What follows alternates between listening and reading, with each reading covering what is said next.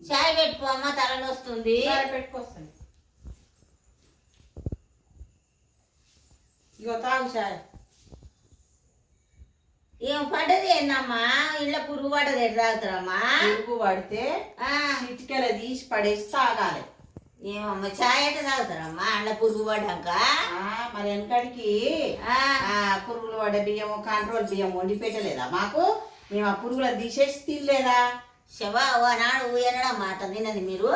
తినక ఏం చేసినాము? గంజి పోసుకొని తాగిరు. వెనకటి తాగలేదా? తాగినాము. పాసిపోయినాక తిన్నారు. ఆనాడు ఛాయలు ఉన్నాయి మీకు? మాకేం లేవమ్మా నాడు. ఏదో కొంత చెత్త బట్ట తీసేసి తాగేదానికి ఛాయల పురుగు పడ్డదమ్మా అని చెప్తున్నావు నాకు. పురుగు పడ్డా తీసేసి తినాలి, ఏది పడ్డా తీసేసి తినాలి.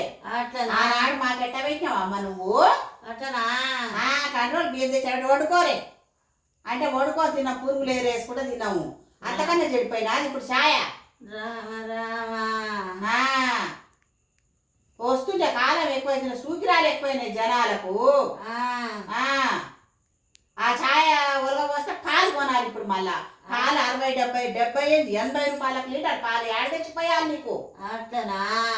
ఏమైనా పడితే నీ కూడా తీసేసుకొని తాగు. తాగు మరి. తాగు ఏం చేస్తావు? మళ్ళీ ఛాయ్ పెట్టబట్టే ఏడ తెచ్చి చక్కెర వేయాలి, చాపత్తి వేయాలి, పాలు పోయాలి, నీళ్లు పోయాలి, గ్యాస్ వేస్ట్, ఇన్ని వేస్ట్. వయము ఎట్లా ఉంది కథ? మరి అయ్యా మీరు అట్నే అన్నారు మమ్మల్ని.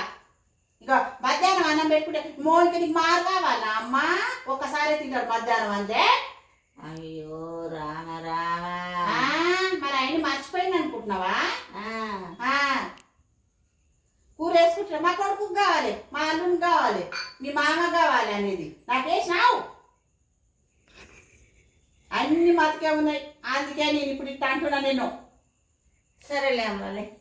మరి సరే కాకపోతే సర్దుక పోవాలి.